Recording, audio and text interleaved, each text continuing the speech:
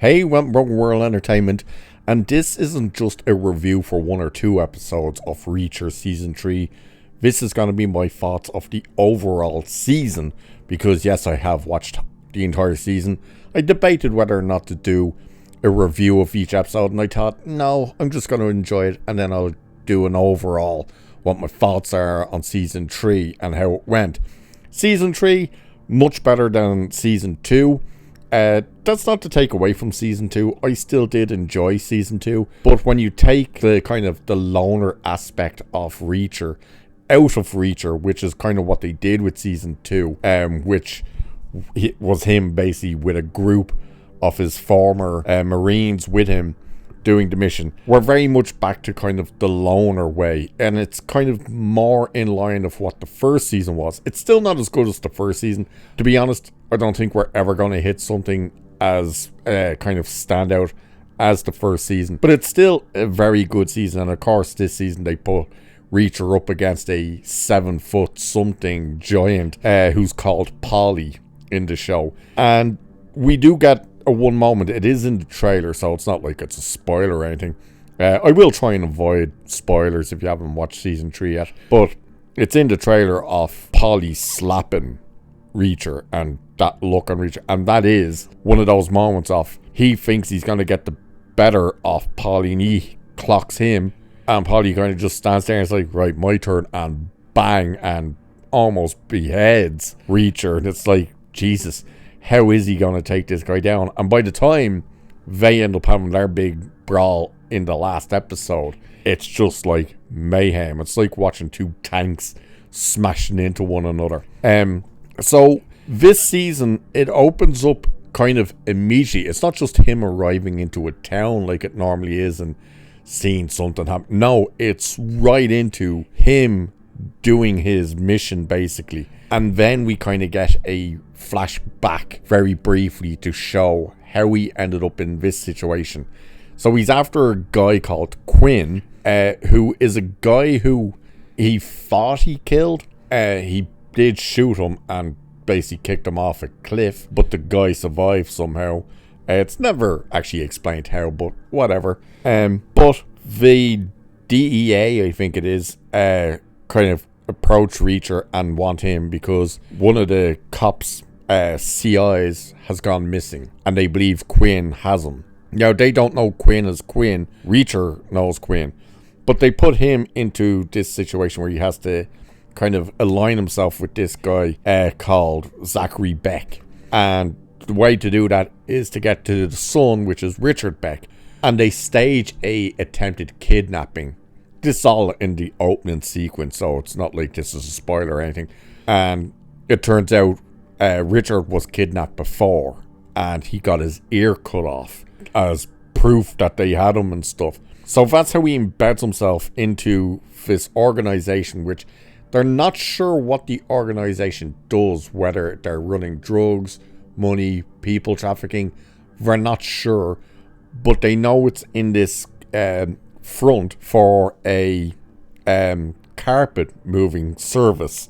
So it's like, oh, what a weird place this is. And the first person he comes across really when he arrives to the house with them is Polly, and it's just like you immediately see this gigantic thing standing over Reacher.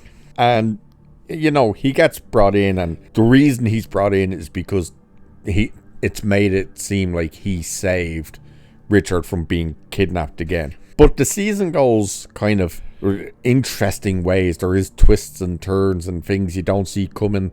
A few things you kind of see coming, but you're not 100% sure. It still very much has that kind of dry pan humor from Reacher that you got in the first season. And the person who brings him in, by the way, who hires him, the DEA agent, is Susan Duffy. That's her name, with her partner. I'm not quite sure how you even pronounce his name. Villaneva or something like that. It's a strange name. I'm not 100% sure.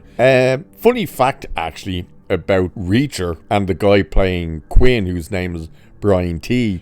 The two of them were in the Ninja Turtles Michael Bay movie together. Yep, that's right. Alan Richardson played one of the turtles. Yeah, in a motion capture shoot and stuff. And Brian T, I think he was the one who played Shredder, at least in the second movie, not the first one, but the second one. So it's kind of interesting that they are kind of back together. Neely, of course, is the one person from all the seasons so far that is back. No one actually from season 1 or 2, other than Neely, are back this time. But it makes sense the way she's brought in. And the reason, again, this isn't a spoiler because it's in the trailer, but the reason Reacher is going after Quinn and going after him so hard is because he killed Reacher's protege that he respected and really liked and was working closely with, and he murders them in a horrific way. And that's the thing you find out about Quinn as well, is he's really, really sadistic. Like, it's not like, hey, kill that person quickly or anything. He wants them to be in pain, be in absolute agony, and it's not because he thinks, hey, they deserve it. It's because he thinks it'll be fun. So he's that kind of demented person. But overall, the actual season, it really was a strong season. And the kind of back and forth between Reacher and Richard is interesting. You know, it's almost like a bigger brother type style. The way he kind of gets around situations is fun as well and interesting. And there is one moment with Reacher where it's literally his instinct gets the better of him, and as soon as it happens, he kind of has that oh shit type of moment and realizes I might have just screwed up here. And it's interesting to see that type of thing happen as well. So the place that he's in as well is this monster house, and of course you see in the trailer. Now this moment in the trailer isn't until like episode 4 or 5, I think. By the way, there's only 8 episodes again, and for some reason they dropped the first 3 episodes all at once. I don't know why they did that, but they did, so it felt very short because you blasted through 3 and you only had a few left then to watch.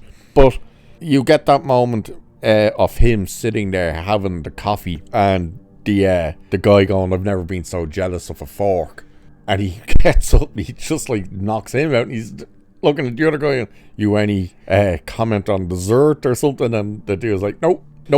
And the funny thing is, the coffee he's drinking, now obviously they don't put this in the thing, it's not a spoiler either because it's a joke, is that he's told the coffee, he asked a coffee earlier, and one of those maids gives it to him, and she's like, do you like the coffee? And he's like, it's okay. And she's flat out tells him, like, it comes from a cat's asshole. He's like, why? And you know that real famous coffee that is actually, they put the, what do you call them? Is it beans? Through a cat system, and the cat shits it out, and then they make the, don't ask me why, I don't know, but apparently the stuff is mad expensive and meant to be like crazy good if you want to drink cat's asshole tea. Alright. But after he says that moment, he knocks that guy out, and he says to the other guy about the dessert. The guy's like, no. He's like, I can't taste cat's asshole. You know, and he just says it so deadpan.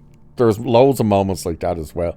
So it really does kind of have the fun that was in the first season, as well as the serious stuff. But the fun that was in the first season is very much back in this season as well. I wasn't quite sure, looking at the trailer, just how much of Neely would actually be in this season. And she's kind of plays the same type of role she did in the first season, where it's more so getting information off her, and then there is that moment where she kind of shows up, but you know, she's not throughout the whole season. Again, very much more of the style she was in the first season. And overall, yeah, I think it was a really good season, and the way it ends and stuff I thought was perfect. Made sense how it ends, and the way he goes off on his journey, you know. Of course, season 2 ended with him getting on the bus, and this time it ends with him on a motorbike. So yeah, hopefully there's a 4th season. You know, things are changing at Amazon, which is a bit weird, with Jennifer Salke. Not standing down like the trades are saying it, apparently she was fired from that position. And I think one of the biggest ways to tell that that's true is the fact that they're not looking for anyone to fill in that position. In fact, they're just removing that position. Answer me this then. That was a head position. That was the head of that particular end of the company. So what's under that?